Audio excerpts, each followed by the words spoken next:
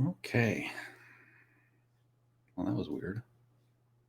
Oh, there it goes. Okay. Welcome, everyone. This is the How Not to Be a Game Designer panel presented by myself. My name is Craig Maloney, and I'll be your host for this panel. So I'd like to introduce you very quickly. So I am someone who really loves games. I've loved games for quite a while, and I wanted to be a game designer ever since I learned about computer games. And part of that reason is I saw this issue of Popular Computing back around in 1982 when I was a wee impressionable young lad, and noticed that Atari's secret weapon was this guy, this game designer by the name of Chris Crawford. And so, being the strange bird that I am, I I decided that I would like to dress up like him for the fifth grade Halloween party. So imagine a fifth grade person like myself trying to rock this look. It did not work very well, unfortunately. My mom tried her best, but I knew that I wanted to be a game designer for a very long time. So if this is something that I've wanted to do, then I have to have a large portfolio of games, right? Well, not quite so much. I mean, if I had a nickel for every game that I've designed, I might be able to afford a nickel. There are, I have a lot of ideas and whatnot, but not a whole lot of really finished games. So some of the things that we will cover in this presentation is we'll talk about some of the advice and some of the feelings that trip me up in my journey to being a game designer. We'll talk about how to focus on the important pieces of game design and some of the recommendations that I have for not falling into the same traps that I did. What we'll conveniently ignore, though, is advice about marketing and Kickstarters, because I have no experience in any of this arena. So if you're looking for a panel on how to manage your marketing or Kickstarter or something like that, I'm not the person to ask on this, unfortunately. We also conveniently ignore some of the things about finding a publisher for your games. Again, I have no experience with this. And another thing that we'll ignore is getting a job as a game designer. I have no experience in that area, but I can hopefully give you some advice on some of the stuff that has come to me as far as game design. The structure that we'll use is the fallacy, the truth, some remedies, and some of the extra credit to go about, and hopefully give you some advice on stuff that you can incorporate in your game designs. So here we are, failing at game design, a crash course that took me 20 years or more to unlearn. The first fallacy is waiting until you're good enough designer to design good games. And that's kind of cyclic because, until you are a good game designer, you can't really design good games. You have to wait around for that stuff. And really, that's not true. Nobody's ever started off being good at game design. And that's true for everyone in this business or as game designers in general. Nobody starts off knowing all the stuff that they need to know in order to be good at this. And so the remedy, very simple, is to get better at game design by designing more games. So the remedy the extra credit I would say is design 15 games and compare your first games with your later games. And you should see some progress in that arena. And I'm hoping you do see a lot of progress in there. The next fallacy is that you can learn everything there is to know about game design from videos, courses, books, and so on. And really, this one really tripped me up because I would go over to the bookstore, Borders and Barnes & Noble, and come out with stacks of books on game design. And of course, go online and find all sorts of books on game design. And the truth is that there is nothing out there that can teach you everything about game design. And to be fair, there are some very good books about game design, but not everyone will cover all the stuff that you need to know. And as an aside, which is better for learning how to play a game, reading the manual or playing the game? If you're busily like, oh, I need to move the what's it piece over to the who's it area and whatnot. And if you're reading that in the manual, that may not make any sense. But if you're actually putting it onto the game board, you'd be like, oh, there's a reason why the who's it moves over to the what's it. That's really an interesting mechanic. So the same with game design. The more you do this stuff, the more you'll understand and formulate some of the ideas of what it is that you need to do. So my recommendation is to pick one video, book, or course, or whatever it is, and stick with it for at least a month. And if it's not working out for you, then find another one. But there really isn't a whole lot of repeat. I mean, don't get stuck in the trap that I did of feeling that you're going to be able to learn all this stuff just from a book or a course or a video, because really you have to do it yourself. So resist the urge to shop around and collect them all, because I can tell you from personal experience that becoming a game design collector is not the best thing. It's not as cool as it sounds, unfortunately. So don't do that. Enough said. I will have a short list, link to the short list of books that I recommend at the end of the course. But again, just take one off of that list and play with it and see how it works for you. Another fallacy is that your ideas aren't any good. And we tend to police our ideas a lot. We tend to think, okay, we're busily looking for all those ideas. And it's like, that's not a good idea. That's not a great idea. And that's simply not true. Your ideas are your own. And some of them will be crap. Some of them will be good. And many of them will be unworkable. But number one, they're all your ideas. And number two, there may be the difference between an idea and a great game is the execution of the idea.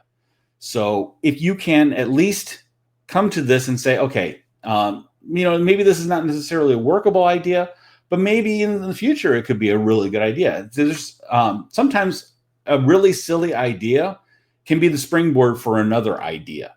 So keep your ideas around. Don't necessarily discount them right off the bat and say, okay, maybe this idea can work out later, but not right now. So what I would recommend is write all your ideas down and review them from time to time. And then take the ones that really resonate with you and try and make them real. And eventually, if you keep doing this, you may, come to the realization that, your ideas are actually pretty good. So don't worry about policing them as much. So one exercise that I found in the Think Like a Game Designer book by Justin Gary is to write down 5 ideas each day for a week and publish them, put them out on the web. And so I did that. And I found for myself that I was not lacking ideas. It was more that, it's the execution that really matters on that. So don't police your ideas. Another fallacy, if it's difficult to do, then you shouldn't be doing it. And one thing about game design is that it can be very difficult to do. And you can feel like you're going through a whole lot of convoluted processes in order to get to where you need to go on this stuff. The truth, though, on this is that everything is difficult when you're starting out with it, regardless of whether you're doing game design, if you're doing game programming, any kind of design work, any kind of creative work. It's going to be difficult when you're starting out on it.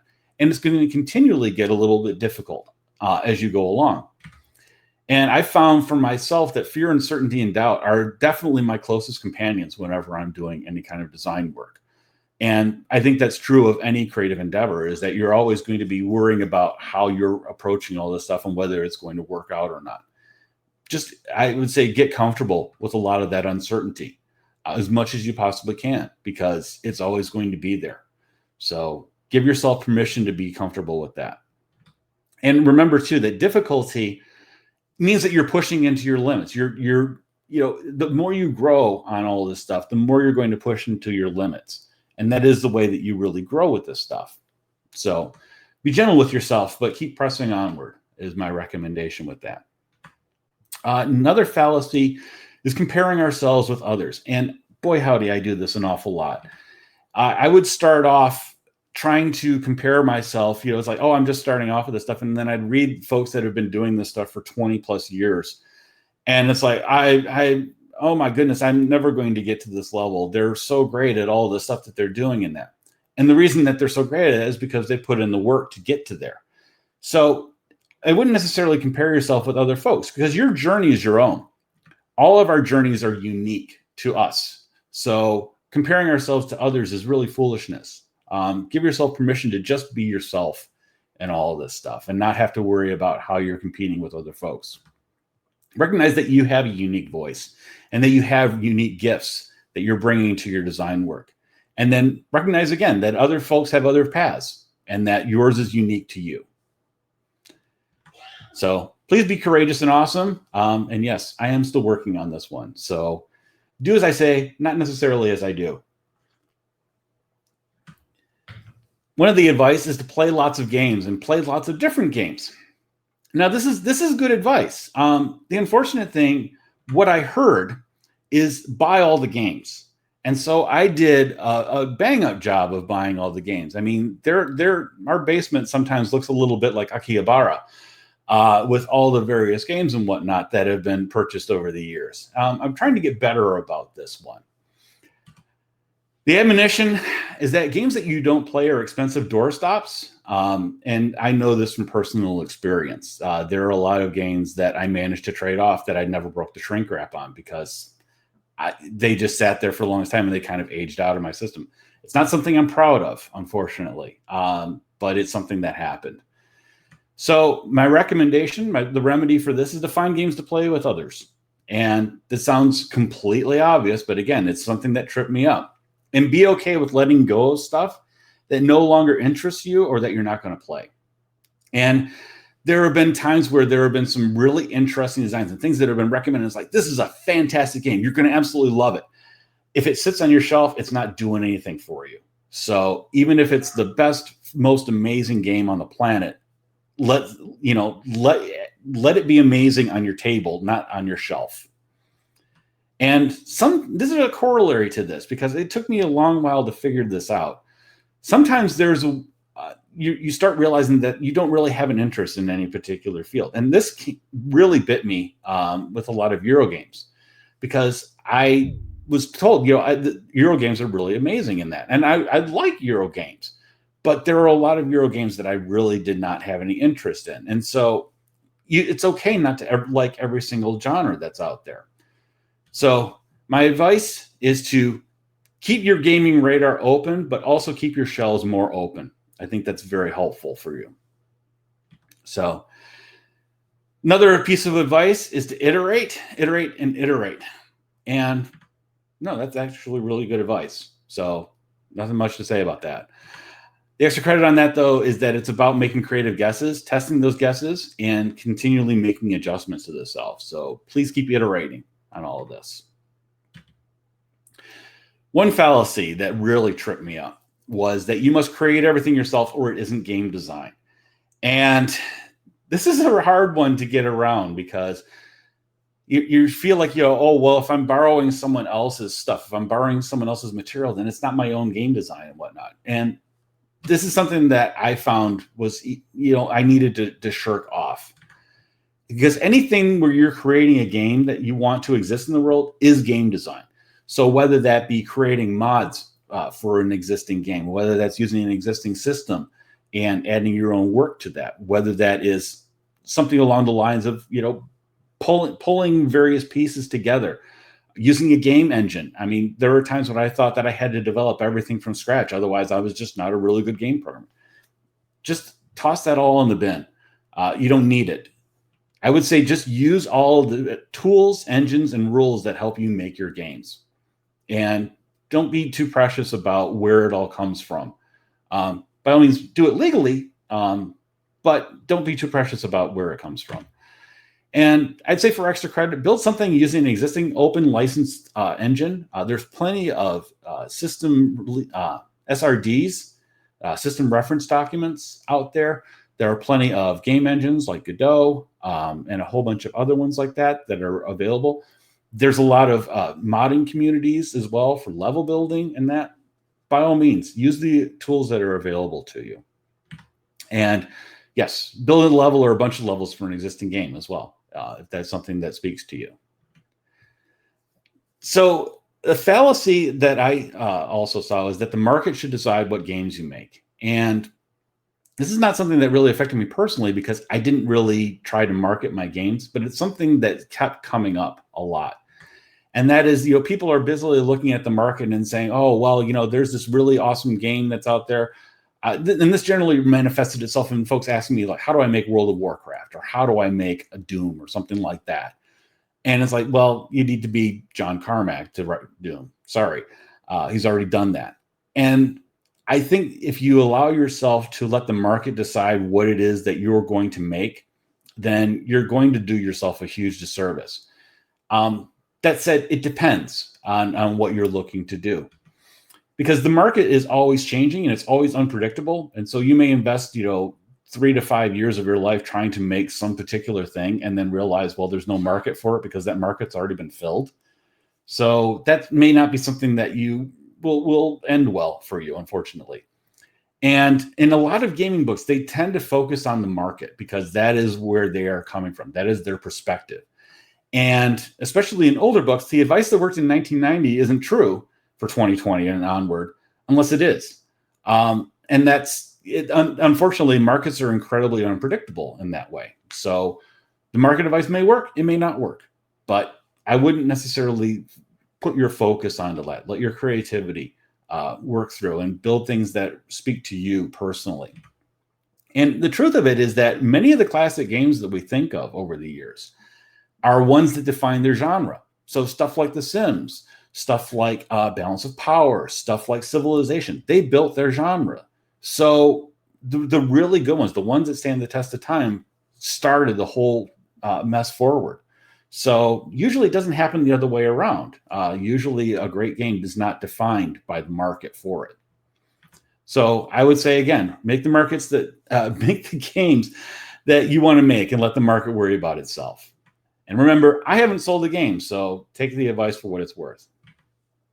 The fallacy: you can finish a game in 6 months.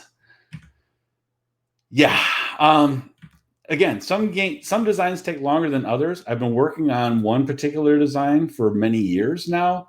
Understand that it's a process and that it depends on how long it is and how much time you put into that particular thing. Sometimes you may need to put it on the shelf and let it cook for a little bit. Sometimes you may, feel the spirit move you and you're busily working on that and continually working on it. It's all a process, and understand that it's a process and that it will take the time that it needs to take in order for it to be done. So one bit of extra credit: if you really like deadlines, allow yourself a deadline and sign up for a game jam. One of my games that I created, which is Busy Bugs, which is a video game, came out of a 1-week game design jam, and it was grueling. It took all of my energy to create, and it was exhilarating because it was a finished game. It's something that you can actually download and play. So I'm rather happy about it, and it would not have happened if it hadn't had a due date, because I probably would still be, dorking around with it. So, and extra credit is notice your feelings during that game jam and where your mind is heading toward it, and notice your uncertainty around it. And again, get very comfortable with that uncertainty. A fallacy: play test the early stages of your designs with your friends and family. This is a very difficult thing because I actually did this. So I had this idea for this dice game, and I bought 2 sets of dice, for both players, so that both of them could play this sort of war game that I had designed in my head. And so I set up the thing. It's like, okay, this is going to be the most brilliant war game that I'm going to ever, I don't know why anyone never did anything like this. This is going to be amazing. And I play tested it with Jody, who's my wife, my long-suffering wife, when it comes to game designs. And we played it, and I had created in my head the most amazing game of war. I don't know if you're familiar with war. It's basically, you separate a deck of cards, and you basically flip over one card, and whomever happens to have the highest number wins. I managed to create that. There's a reason why she calls some of my games Cones of Dunshire, which I don't know if you're familiar with the show Parks and Recreation, but it's Ben Wyatt. He's unemployed, and so he decides to go into game design and creates a game called Cones of Dunshire, which he then tries to explain to Leslie Knope. And it was basically that, unfortunately. So what I would recommend in all of this is play your designs by yourself to iterate through them. Write the rules down. Make sure that you're not trying to explain the rules that are locked inside your little noggin. Actually write them out. Make sure that they're solid. Iterate through them and make sure that they're solid so that you're not busily trying to unleash upon your long-suffering friends and family this idea that happens to be in your head that actually doesn't really work. And then when you finally get to that, then play test them. So do as I say, not necessarily as I have done. And I would also say post your game designs in game design forums to get some additional play testing that is not your friends and family. And there's also a convention called Metatopia, which was online last year. It's based out of the East Coast. I don't know exactly where, but they also have a lot of game designers and players that are willing to play test a lot of designs and give advice about how that stuff works. So again, play test, but get everything down first and spare your spouse and your friends and your family from having to figure out what it is that you're trying to say on this stuff. The fallacy: if it's not game X, then it's not worth making. And that's not true. Whatever you want to make is worth making. So give yourself permission to make whatever it is that you want to make in this world. And remember, it's a relief that X exists because you don't have to support it. I don't want to have to support the folks that made Doom. I don't want to have to support all the various games that are out there. They've already done that. I want to support the stuff that means something to me. So it's great that we have X as a model for what you may want to do differently as well. So maybe you want to make the anti version of Doom. Maybe you want to make a peaceful version of Doom. Maybe you want to make like Star Realms. Maybe you want to make something that's a little different than Star Realms. So it's good that you have that as a model for the things that you like and don't like about that particular game design. So allow yourself the permission to iterate off of that. And here's some extra credit. What would you make if that didn't exist? If that thing is weighing heavily in your mind, maybe think about, maybe if that didn't exist, what would I make in that case? And what would you make that would be the inverse of that? Again, the peaceful Doom or the not Star Realms or something like that. Allow yourself that freedom. The fallacy: games need a lot of polish. Now, on the surface, yes, that is true. But what I managed to do a lot of when I was a kid is I managed to create. So Infocom Adventures had the all the feelies and all the box artwork and all that other kind of stuff. And I worked very hard at making that. So I was making the feelies, I was making the artwork, I was making all this stuff like that. And I wasn't really working on the game itself. So they do need polish, but they need to be a game first before you really worry about that. Don't worry necessarily about how you're going to market it if you don't have the actual game itself. So start with the game first and then polish the game. Games are a multi-billion-dollar industry. You will make lots of money. I don't know how many folks I have seen that are game designers. Yes, there are certain games that do make loads and loads of money. And then there are folks that are like, I managed to sell, a few copies of this particular thing, and it didn't really do the way that I thought it would do. Or sometimes, you see the things, it's like the Kickstarter is amazing and they managed to make, $1 million or something like that. Everyone is different. Not all games make money. And that's something that is a hard lesson for some folks. Because I know I saw some designers that would, went off and quit their jobs to try and turn that whole game design thing into a business. And it didn't really work out very well for them, unfortunately, because not all games make a whole heck of a lot of money. So I would say drop the expectation of making large sums of money on your games. And I don't mean this to keep people from doing that. If your muse calls you to do game design and you want to drop everything and go into game design, please do that.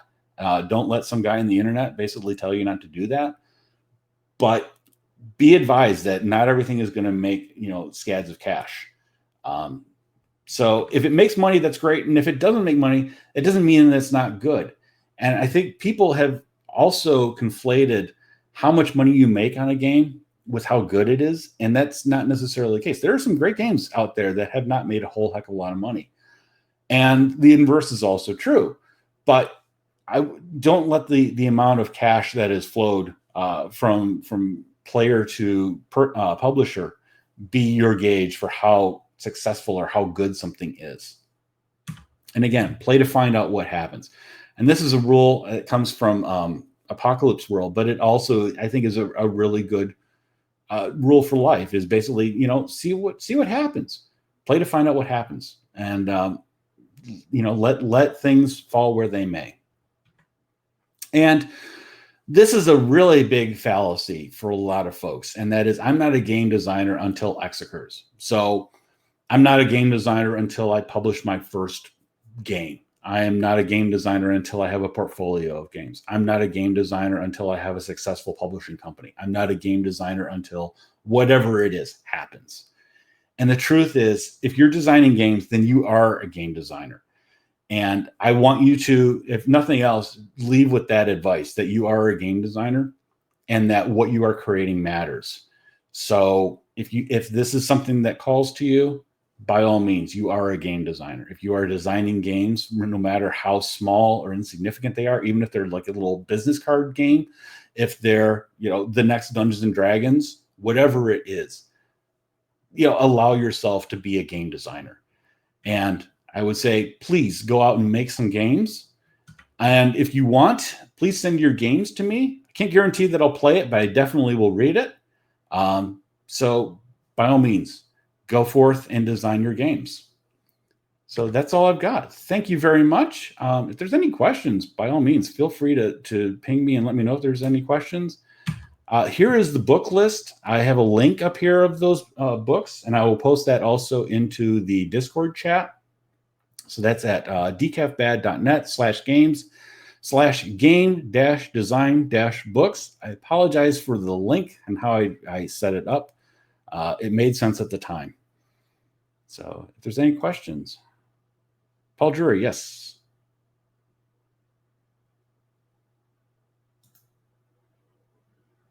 I think I'm unmuted now. Hello, Craig. Hello. I was interested that you flicked seamlessly talking about video games and board games, tabletop games. Do you think that is the way to approach game design, that it's indistinguishable, the particular medium, or not? So for me in particular, I have interest in many different fields. So I started off with video games, and then I got interested in tabletop games later on. Mm-hmm. It's not going to work for everyone. There are certain things that folks are going to be very interested in. I think that the basic concepts are the same, though, because you're basically taking ideas and then iterating through them and formulating them into something that is, the finished game, whatever that game may be. And so it's that iteration process. I think that's the most important piece of it. And whether that is, for board games, there's a certain level of prototyping the game and figuring out what the pieces are going to look like and getting it ready. Like if you're sending it over to something like Game Crafter or something like that, or actually getting it published, there's some logistics in that. There's logistics in laying out a role-playing game book. And then there's logistics in actually programming a game.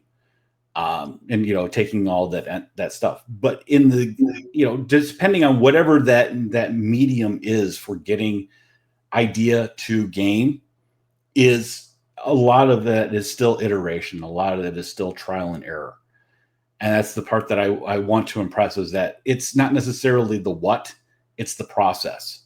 It's getting that process through and being able to iterate through all of that. Does that answer your question? It's all about answering a question. I just like the discussion. So, thank you. Thank you, Craig. I'll be quiet. Any other comments or questions?